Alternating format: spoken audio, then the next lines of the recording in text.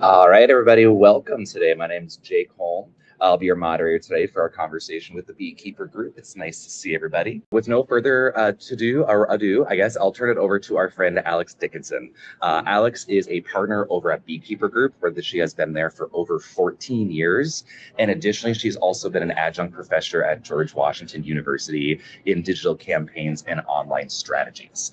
What she's going to be covering today is Beekeepers Group around the report that they gathered information from over 1,000 different constituents from across the country about their relationships with grassroots advocacy and why they actually are involved with advocacy in the first place. So the content we're going to cover today is a massive study and a research project they took on with over 1,000 different constituents that they're going to dive into today. So again, without further ado, don't forget the questions in the Q&A. And then I'll turn it over to Alex Dickinson, where again, you can introduce yourself, but you also get to answer the most important question of what is your third favorite fruit? It's a fantastic question. As a hopeful future professional baker in my life, I have to say my third favorite fruit is going to be apple. I think strawberry and apricot first, but then apple has to come third. Very nice. Well, sounds good. I would say for me, I'm definitely on the melon train, so I'm probably going to go watermelon actually for my third favorite. It's just like nice summer vibes to it. Fantastic choice. Yeah, really, really great, especially for this emerging into perpetual summer out here in DC as well. Absolutely. Well, awesome. Alex, it's all yours. Thank you for joining us today. We really appreciate it. And our audience is very excited to hear from you and the work at Beekeeper Group. Thank you, Jake. I'm so thrilled to be able to talk to you all today about this research. And I want to start with a little bit of background as to why we did this research in the first place. For the past year, I've been, like many people who are involved in advocacy and grassroots, having a bit of an existential crisis. And as I started to really think through why am I panicked right now? What's happening? It wasn't just that it was hard to move things on the federal level. It wasn't just that there were different elements pulling through. It was that there was something deeper. And I really wanted to interrogate that a little bit. So I got curious. I started having a lot of conversations with other advocacy practitioners out there.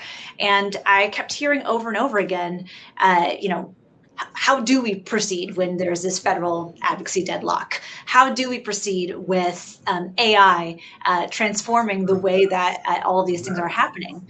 And how do we proceed with a world in which so many people are getting inundated with so many different ideas over and over again? So the last thing that really got me was this idea of, is AI coming for our jobs as grassroots professionals? I really started to think through that, and I went back and remembered my first job. My first job out of college was as a campus director. And what I was doing in that job was literally cutting turf, physically sometimes, and sending people to go door to door to make asks and make requests. And there was something that was so personal about that moment. And it hit me that maybe what I needed to do was take a step back and really understand and assess, how do those threads come together? So if you work in advocacy, you've certainly felt this ground shifting for some time now. And what we need to do is revisit some of the basics and reassess what's been happening in this space so that we can really understand what is moving people to action. And I really wanted to ask some core questions. So the first thing that we did was we conducted a survey. And that was based on 1,000 people, 1,000 respondents. It was stratified against the census data. It has a margin of error of around plus or minus 3.1%. We asked roughly 40 questions, and we broke things down into a couple critical crosstabs for us as well. We wanted to ask things about the chain of engagement, not just the attitudes. So where were you asked to take an action? Have you acted in the past? Have you? How do you receive those requests? What motivates you when you see those things? And we took all of that data and then compared it and assessed it against our roster of clients and looked at some of the patterns that we were seeing and then started to explore that. And that's how we created this Future of Advocacy report, data-driven and insight grown.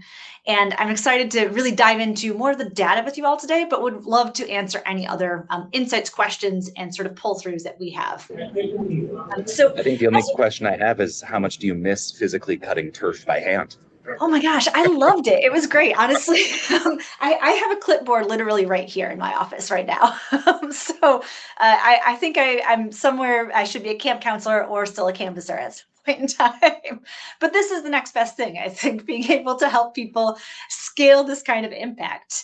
I do really miss it though, and I've got highlighters here as well. So yeah, you put me out there, and I'm ready for you.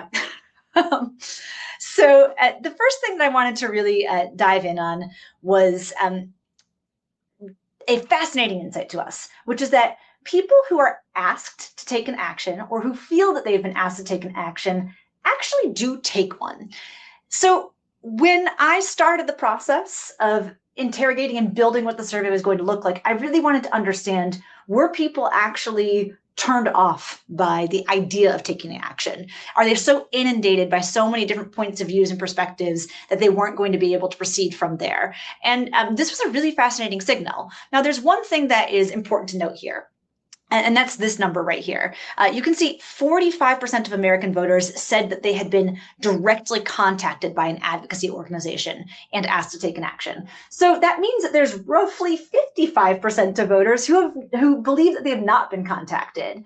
And to me, that's also a big opportunity. I think a lot of times in organizations that have memberships and organizations that are more insular, it can feel like you've reached everyone who you can possibly reach. But if you start to think about the opportunities of likely supporters or third-party validators or other voices that might be interested in carrying action, to me, this was a big indicator that there's still a lot of opportunity out there. But then, yes, it was that 76%. So it's 76%, over 3/4 of the people who have received an action who then went ahead and took an action, which says to me that there is something that is fundamentally working about grassroots, and this process is still worth investing in.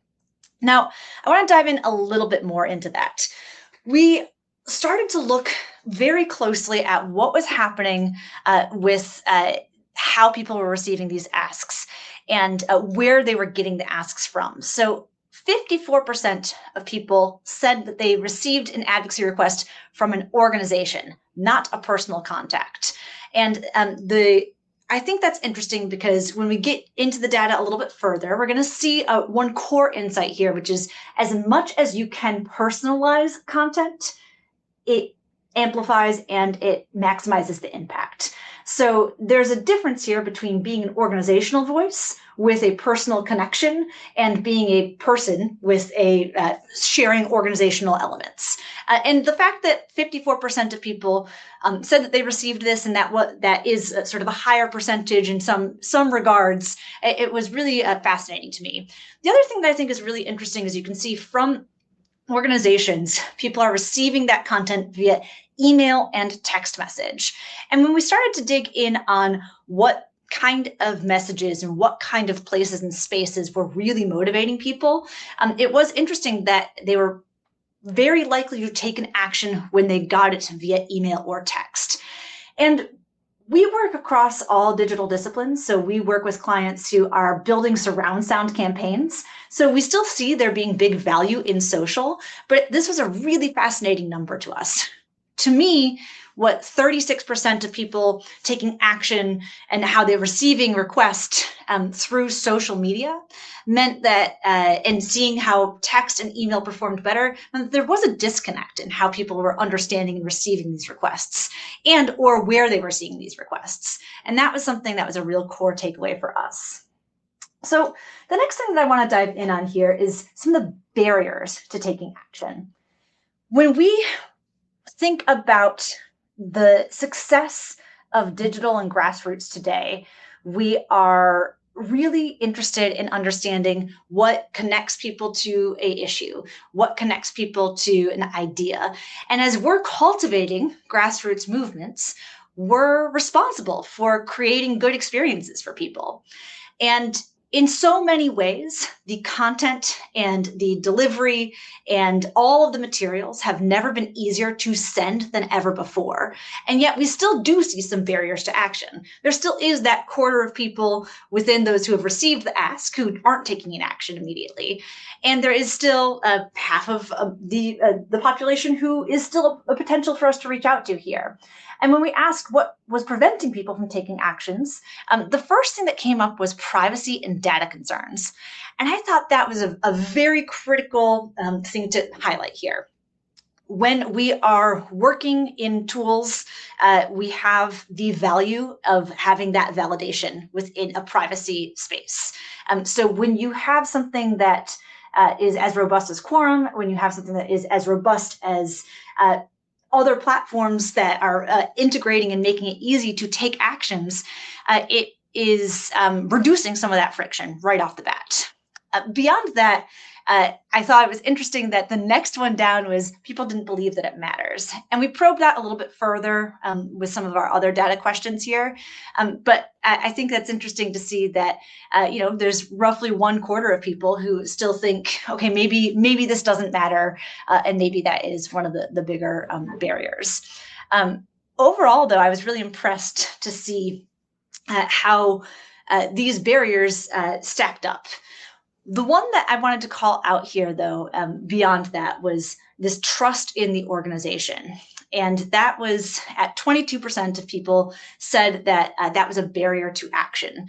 And part of trust in the universe and world of AI is it's going to change and shift. And how organizations build content that delivers and connects trust, and how organizations leverage and use AI to build moments of interaction and moments of connection, I think is going to be the next frontier here. So I think a lot of people get caught up in the idea of AI as generating synthetic content. And that, to me, is leaning against trust. Whereas tools that have the capability to do more enrichment and more connection and really leaning into what's of value to people, I think can really emphasize and grow that overall as well. So to that end, That's kind of interesting, Alex, too, that what don't have time is also in that same level of 22%. I'd be curious if that is actually don't have time, or the perceived notion that it's more difficult than it has to be based on the outreach and the platform of what they're utilizing. So in part of our assessment outside of the survey data, that don't have time is something that we hear frequently. Like, oh, I saw that ask, or I didn't see that. It didn't resonate or didn't rise to the top for me, or I'm too busy to do that. So yeah, the one clickable component of action, I think, is really important. And overall, the story to me is reduce friction wherever you can. So every opportunity that you have to make it as easy for an advocate to understand, or potential advocate on your behalf to understand the issue and to take the action and make it relatable to them, I think that's the most important part. I see a question that I actually want to call out here. Is there an age breakdown in effectiveness of SMS versus email and social? Yes. And I don't have this slide here, but I can talk to the overall trend. As you would expect and imagine, SMS and social performed really stronger in younger generations, and email and other outreach and other events performed much higher in older generations. Email actually was I was expecting email to have like a really steep decline with younger generations not accessing and activating through email. But it actually was much flatter, but the spikes for social were really significant there. So the trends here flip a little bit, but it's still email, social, and text all in that top 3. There is a interesting dip on other sides, though. Older generations, so really 60 plus, and younger generations, so I'll say 30 and under, had a slightly higher appetite for activations in person and events. And I think that this is something that we've seen in some other research that we've done with other projects, where people, younger generations, are yearning for deeper connection and finding ways to make those connections, I think is really powerful. And I think older generations also have that same kind of appetite and maybe a little bit more experience in political organizing that might have happened in person in a way. So that was a fascinating trend to me. That's interesting too, especially obviously in the last half decade, right? We're all used to in-person stuff, or online stuff, those types of things, but not just the interest in in-person events, but the desire to have it, right? Those are very two different things, right? An interest in one versus like yearning for it, as you had said. That's a very interesting trend for the the south of 30 individuals. It's a really interesting call out. Yeah, definitely.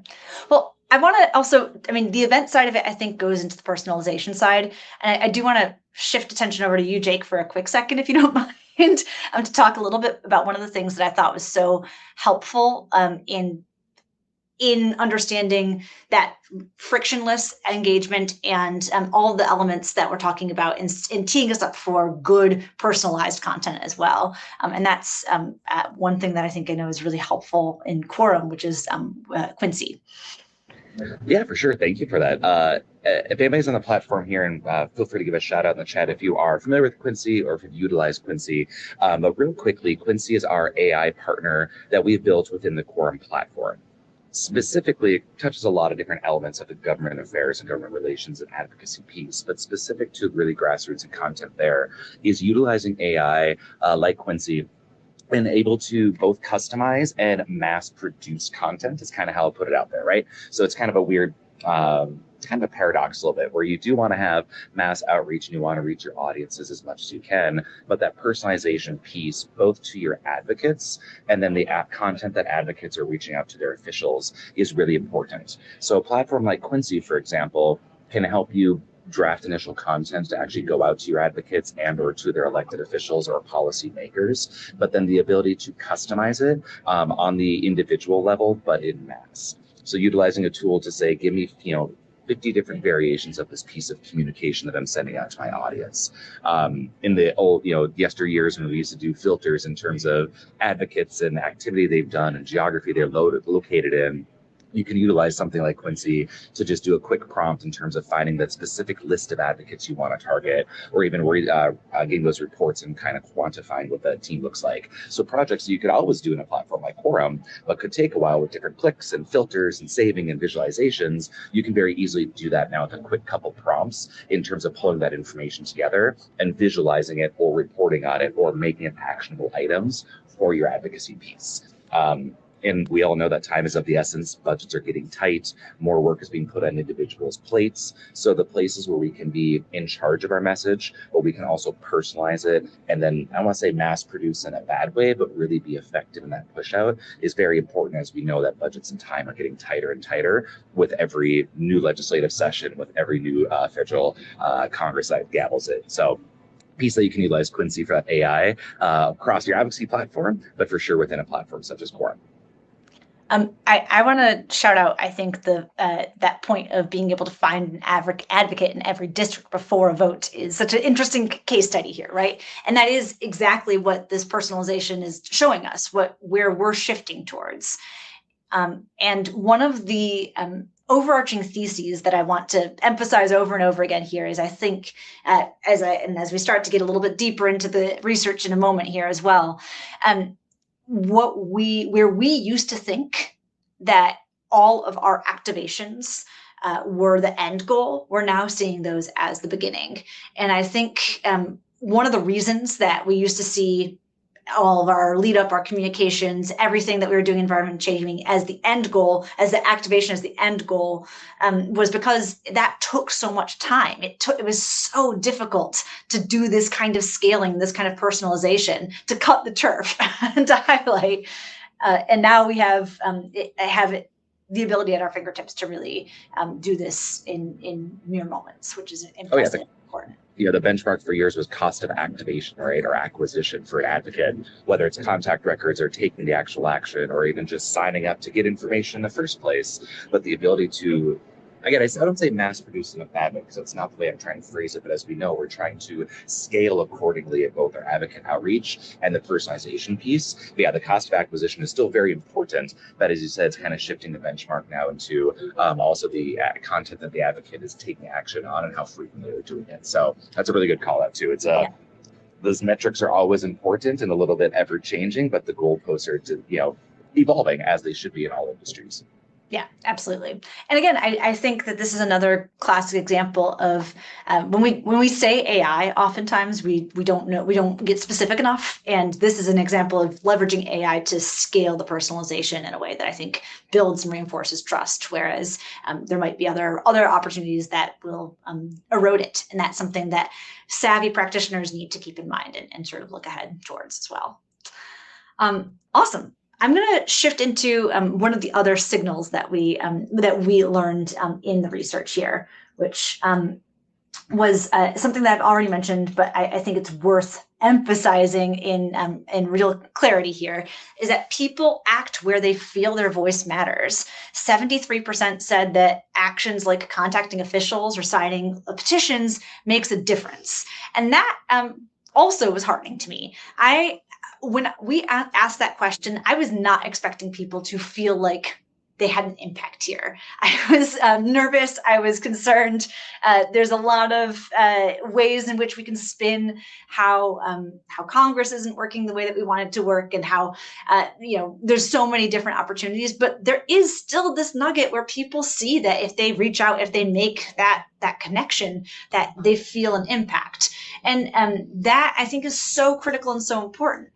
Now, where I think it gets interesting is actually on this next point here, which is that if you have 73% of people who say that their actions make a difference, 63% actually believe that elected officials respond to grassroots action. So that's an interesting delta to me. The fact that there are people who still take actions, and 10%, and we're talking about plus minus 3% here, so it's not, there's some wiggle room on this here, but the fact that people still believe that elected officials will actually react to it. So it's more specific than just make a difference. It's actually that there's when you reach out, when you take an action, something happens there. The other side that we were really interested into was this idea of if people actually see themselves as civically engaged. And this was across all respondents, not just respondents who had taken an action or felt that they had received an action. 74% felt that they were civically engaged in some way. And that is also this sort of level here, this impact, efficacy, and civic identity was a amazing light bulb moment for me, because it says that people have a sense of duty, they have a sense of responsibility, and we can engage those things, and we can connect it, and we can tell the story about how their impact makes a difference here. And as I'm looking and working with clients who are creating Hill days, trying to connect advocates in advocate stories into specific lawmakers, this I think is the biggest takeaway, right?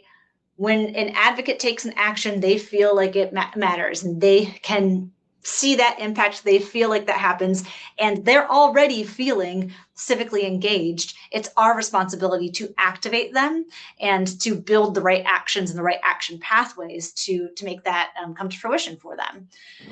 So Alex, this is big. I feel like I don't know if anybody disagrees with me in chat. We don't need to get into politics of it, but the political policy zeitgeist of the day feels like nobody's paying attention, nobody's getting along, nobody cares, everybody's at ends. Why try? Doom and gloom spiral, right?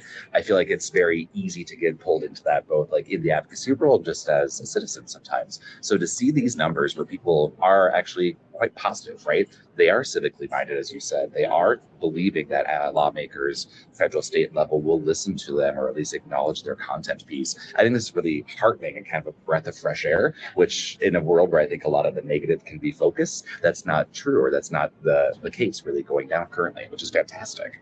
Yeah. I do want to call out, though, that there are some distinct differences, since you mentioned partisan there, between parties on this one. It is interesting. This is looking across all parties and looking across all impact overall. But when you actually when you break it down a little bit further,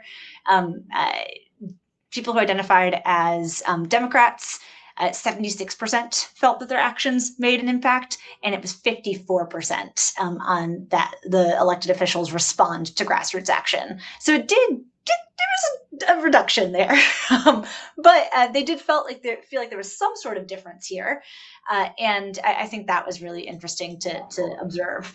On the other hand, on the people who identified as Republicans, they had a slightly lower feeling that it was at 66% felt like their actions made a difference. That's an interesting nugget to keep in mind if you're doing anything partisan in your advocacy. Yeah. We do have a question here from Ted, and I don't want to jump ahead of ourselves if you have it later, Alex. But Ted was curious about, while these are impressive numbers, do we have any survey data, or do you have any trends you've seen in terms of what actually does move the needle in terms of grassroots activities? So not just the feeling that lawmakers listen to us, but reaction to actual outreach, what a lawmaker may do, those types of things. Yeah, we have a couple notes on messaging that we'll jump to in a little bit here, and I think the biggest structural note that I can sort of tee up on that is just understanding that reaching out to people, again, via email and via text seems to be what gets them the most excited. And then there's some specific insights on what motivates people to take action, which we'll get into in a moment here as well. But again, the spoiler alert on that right now is personalization and feeling like they were directly contacted by an organization or by a person on a matter. I'm excited to dive in on all of that with you all in a moment. And actually, that does lead us nicely into this next point here, which is this idea of where people are the most likely to actually take deeper actions as well. What you see here is this shouldn't be all that surprising in some ways, but the difference was stark to us. And something that, depending on what kind of advocacy you're doing, is probably worth keeping in mind. The fact that state level and local community issues were much more likely to make people act than things that were national or global, I think is another big banner takeaway. So when we're thinking about what moves people, that sense of localization and that sense of more direct impact makes a difference. I want to actually refer back to some other research that we did that wasn't part of this project, but part of another effort that we worked on with local news last year. And we saw a very similar trend.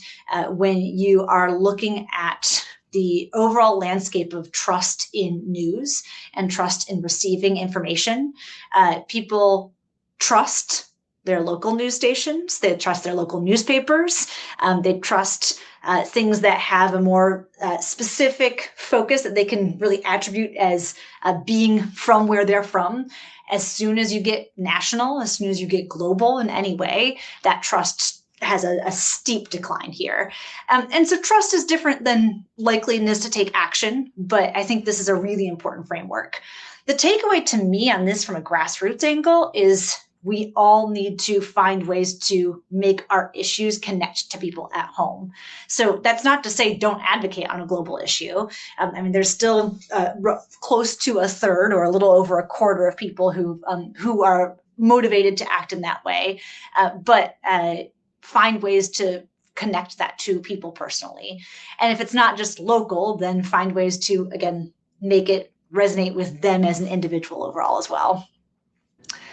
Yeah, and I think the challenge for everybody listening to think about for their own organizations and their resources is, again, utilizing tools like AI to make that easier, right? That doesn't mean you have to make it more difficult for yourself to personalize or to make it specific to a geography or to a person, but how do you leverage tools and resources to, again, make that on a larger scale, but not make more difficult hard work for ourselves, which is always a fun balance that we all have in all of our jobs, right? So like preaching to the choir, but we're on that same note there. Yeah, for sure. The next side of it is actually shifting for a quick moment away from what motivates people and to some of the actions that they take after. And this was another one of the big takeaways for us, which is um, people no longer see an ask as the end of what they're doing with the information. So when you ask them to take an action, they're going to go do some additional research. So 80% of people research an issue after taking an action. And that sequence was fascinating to me. For so long, we've structured social content and narratives as introduce people to the topic, educate them, then activate them, and then you're just proceeding from there. And I think whereas we used to see that as very linear, it's happening all over the place right now. And it's not as sequential, it's not as direct. So you really need to be looking at how you engage on a multi-channel perspective here. And that was a really fascinating note for us. This was also one of the places we saw generally in the responses pretty big deviations in party. This was one where it was actually pretty flat. So when you see here, again, like 4 and 5 voters responded to an advocacy ask, went on to fact check, dig deeper, find other information here. 78% of Democrats said that was the case, 82% of Republicans, 79% of independents. Again, with that 3.1% margin of error here, this is pretty flat and a real kind of universalized takeaway for us. So something that was a big impact and is shifting the way that we're structuring our recommendations.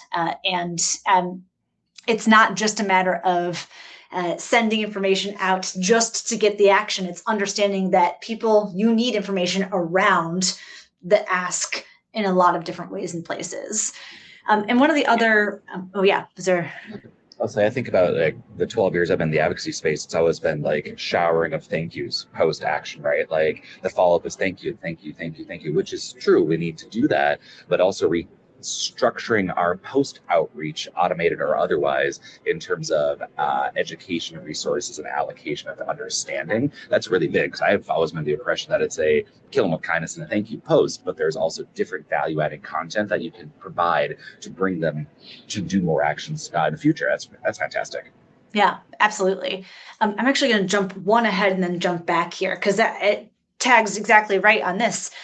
There's also an expectation that people have too. So not only people are taking an action, but they're expecting something in return. 82% are expecting to hear back from the organization after they take an action. And you can see, again, that's another one where it was fairly flat-ish around there. On the other side, the 69% want follow-up. And you can see some deviation in there as well. But I think that's also really interesting. So there's an expectation and a desire. The fact that that desire is at 70% is really fascinating to me too. People want to know more. They want to be part of your movement. They have an interest and an appetite here. And we also asked about survey about like appetite and and how people felt when they received these messages. And the fact that one of the top adjectives here was interested and motivated is, I think, really great. And partially they weren't being asked a very specific action here, so they're thinking about this overall. But you're coming into an opportunity with a lot of goodwill from your people, which I think we sometimes take for granted. I will say, it is interesting to see towards the bottom there. I was expecting overwhelmed and annoyed and skeptical to be way higher, and we were really happy to see that those were not as extremely prevalent as one might expect. Yeah, I feel like a lot of people approach this, feeling they're going to be a burden on individuals. This whole presentation is giving me like good feels, Alex, like the desire to be here is to learn, right? To have interest. That's really cool to hear. But yeah, it's obviously within the scope of the organization, their marketing plans. This is really positive content. This is really exciting, actually. I'm really excited to hear this. Yeah, I was too. Honestly, Friday feels good. Good times here. It was all it gave me a lot of reason for hope. And I think that's something that a lot of us could stand to use in this day and age. I'm going to shift into a little bit more of the message and the messenger. And I've mentioned this already when talking about what moves people and what motivates them. But we saw over and over again, and we see this in across all of our insights here. Personal always beats performative. And one of the anecdotal notes for us was that the fact that both email and text were among the top ways that voters receive those requests and then will take actions on it, follow up on that. Again, I showed some of this earlier. I think that's a really, it's important to think about the structure of those kinds of outreaches. Email is by nature in your personal inbox. You are receiving it in flow, and there's so much opportunity to personalize, to connect. Text, obviously, you're receiving it on your phone. That's in your pocket. And I think sometimes we take for granted what it means to have access to people in that kind of a personal format. And I just want to take a moment to highlight, it's important that we don't take that for granted. People feel connected when they get an action that feels personal in that way there. So we did ask a couple questions beyond that around what makes a call to action most effective. And the top there, so, taking the personalization aside from it, was a clear explanation of the issue, really closely tied with data, facts supporting the cause, and then proof that the action had past impact. So if there are ways that you can connect and show that work you've done in the past has made a difference, or that sharing has been beneficial, I think it is worth highlighting. Data and facts supporting the cause, that's not so surprising. People want to have, still want to have that background, but the clear explanation was really, really helpful to us. One thing that I was really expecting short and simple to be at the top of this list, and it's in the middle. It's certainly important and significant, but the fact that clarity was more important than short and simple also kind of was a signal to us of where social plays a role in the whole process, and sort of how we structure our asks overall as well. Now, this one does have something that I think is a interesting counter to the personalization question, which is that local and community relevance did not score as high as far as what makes a call to action most effective. But we're, again, getting very specific on the call to action here, as opposed to the overall outreach and the overall message. So I think that, to me, was my indicator that those lower numbers on federal or on national and international were not to negate the power of that activation, but rather to say there's still an opportunity. Personalization is still valuable, but there's still ways to connect. And then when we actually talked about what motivates them to take an action, the biggest thing was an understanding and feeling that it directly affects them personally. So if you can show someone that the action is going to change and shift their life in some way, that's gonna be really impactful as well. And of course, if they are already tapped in or they already care about an issue. A lot of times, again, talking about membership organizations or organizations that already have some sort of engagement and connection to the people who they're asking, that care can be a little bit baked in. But we were looking at this from a national level here, and I think that was really important to see that there's still a strong opportunity to take an action and to be interested with broad care. Affecting community, of course, being really important there. And I want to highlight again this sort of steep decline between the issue felt urgent and those other top three. I think one of the places that we always run up against in the advocacy space is political, right? So much political fundraising is always going to be, fundraising deadline. We need you to act right now. I think to me, that was a critical signal to steer away from the urgency and steer more towards the personal impact and that connection and that locality. So that was, I think, very, very helpful overall. I do think it's, yeah. Yeah. I do want to jump in, Alex. We have a question that kind of ties into this, because it sounds like once you get the advocate in your corner, right, from the research perspective, they're likely to continue taking action down the road. So Shonda had a question related to the survey. Was there any desired post-action or research method that they would want ingested from, right, from a blog or their own sourcing material? Can you provide it to them, good, bad, or otherwise? Yes. So there were a couple things. One of the top things that people were doing was Googling and going to a search engine. And that was really surprising to me. Maybe not that surprising, but 43% went to Google and said a search engine was their first place. The next place they went after that was an organization's website, and actually diving in on the content that is out there. That's a really important call out too, because as so often I know grassroots teams are one part of a larger organization, and think about the fact that if someone is taking an action and then they're going to your website, if they don't see anything about your issue immediately visible on a website, that could be a disconnect for them. So that could be an opportunity gap there. Another thing that was really interesting was people asked friends and family. So that was one of the next actions that people would take. So what were some of the things, like, what have you heard about this? Things like that. The next one after that, social media. So searching on social media and engaging there as well. And then also looking up on news. The thing that was we asked about AI and how people were leveraging tools like ChatGPT or Claude to do research.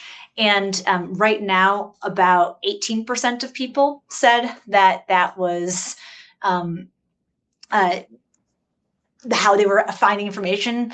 I would bet if we're able to field this survey again this year, that we'll see that increase significantly. But and the fact that it was 18% is interesting to me overall. Fantastic. Thank you so much. Yeah.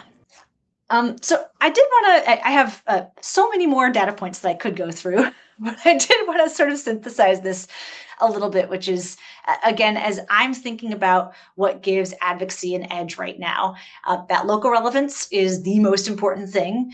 And having feeding into people's natural curiosity and their direct connection to an issue and things that they care about. And then really finding ways for low friction actions were some of the things that were most important and valuable to us. And as we look to rethinking and reshaping what advocacy looks like, I want to emphasize again, the action isn't the end goal anymore. The action is the beginning of that process.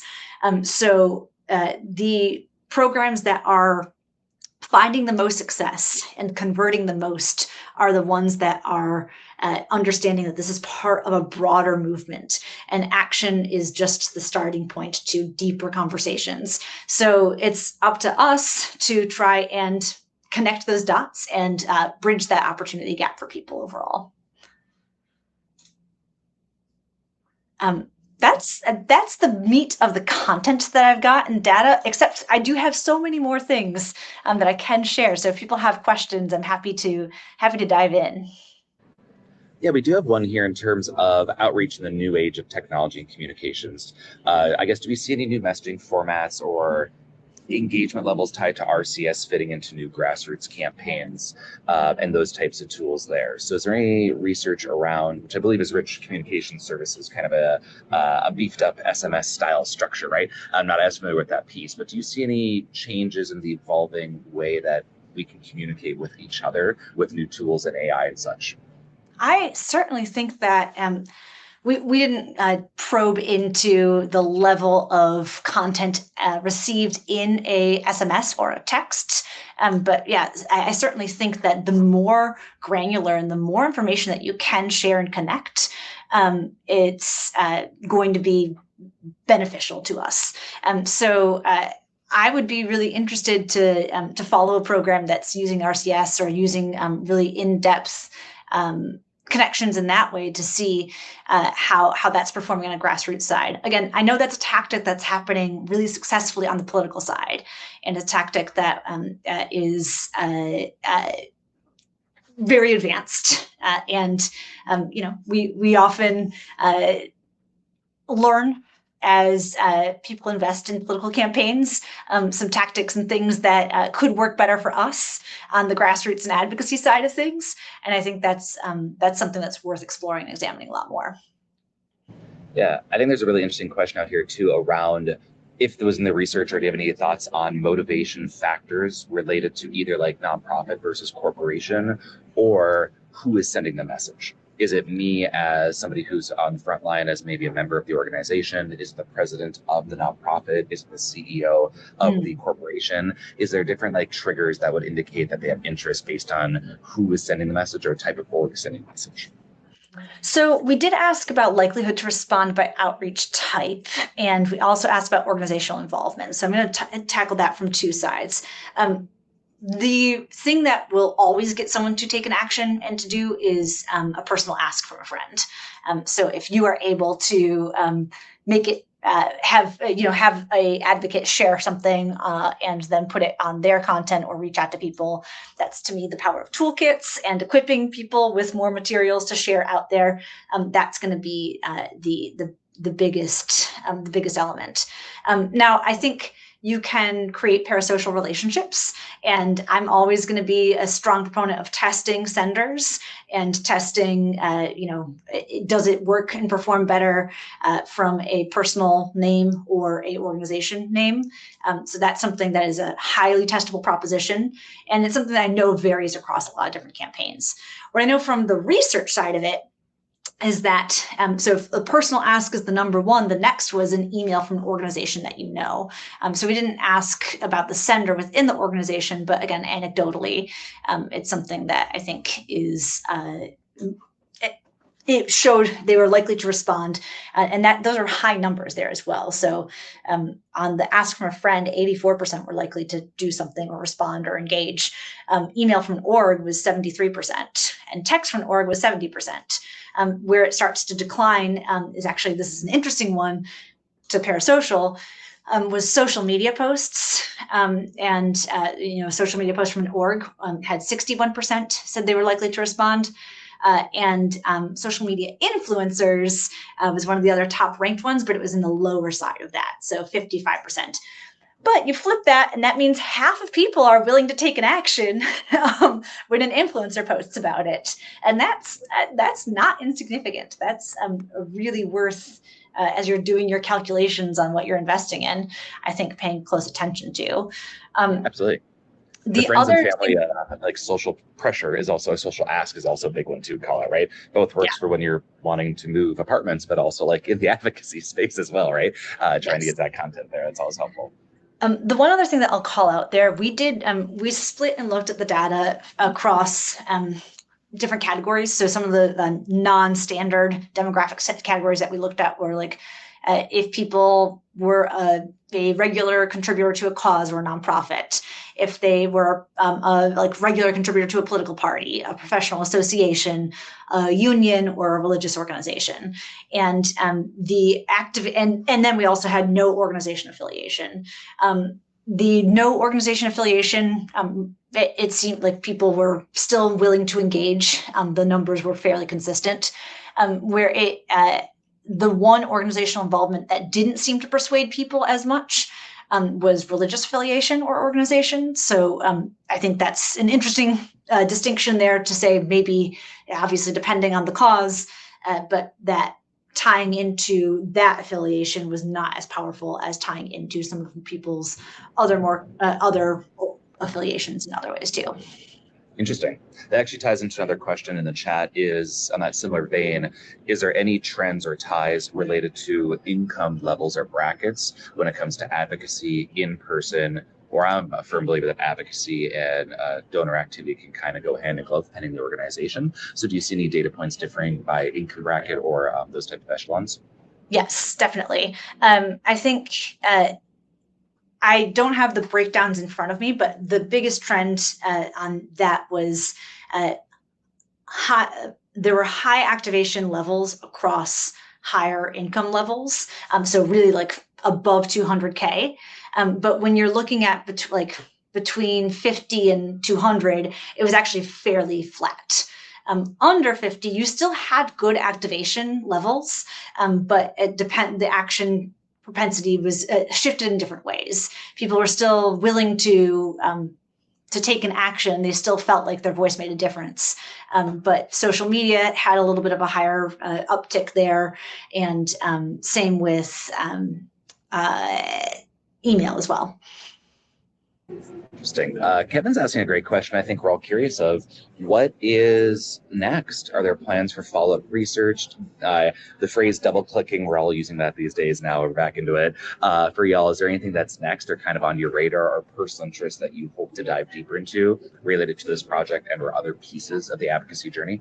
Oh my gosh, I have a running list of things that I want to add in the next round of research here. If people want to look, we have a data dashboard. So I'm happy if people want to follow up with me, I'm happy to share more in the data dashboard on what we already have. But some of the things that I'm really interested in are, digging in on specific messages is definitely something that I'm really curious to see if there are structures or things that make a difference. I have a small interest in maybe doing a focus group approach here as well, and structuring a couple different kinds of outreach models and seeing if there's some qualitative data to align with some of this quantitative data as well. So definitely want to expand this, and now that we have some of these bigger picture signals, understand how to pull through some of the story a little bit more clearly. That's awesome. There's another question down here from the research. It sounds like the follow-up content, whether it's research access itself, but basically having people take more action online can go hand in glove. Is there any tie to post-campaign outreach or content provided that can push offline activity or in-person activities, or is it just in the further advocacy on the online space? I think it has to be. I'm a huge proponent of there's no such thing as only in the online space any longer. I think all activations need to be in line. We used to, this online idea, I think, doesn't exist anymore. Everything is integrated. So again, it depends on your audience, depends on who you're trying to connect to. But yeah, I think there was an appetite for certain audiences to do more in-depth in-person engagement. And that personalization is, and the fact that in-person connections and people respond really well to peer interaction, all indicates that should be successful. Now, again, there's any number of factors that make in-person events successful and not successful. And it's worth really interrogating how you do that and structuring it appropriately.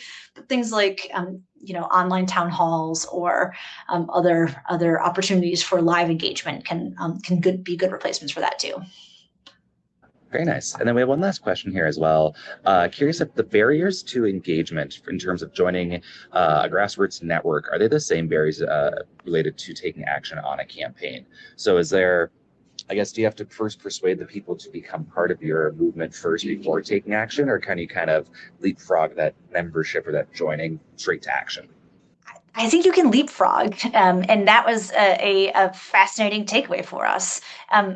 Whereas we thought that you weren't able to leapfrog before, we thought that you had to really cultivate and connect. People take action from a number of different perspectives and points of view now, and it really is a new world where people will see an action and have an appetite for that action in the future.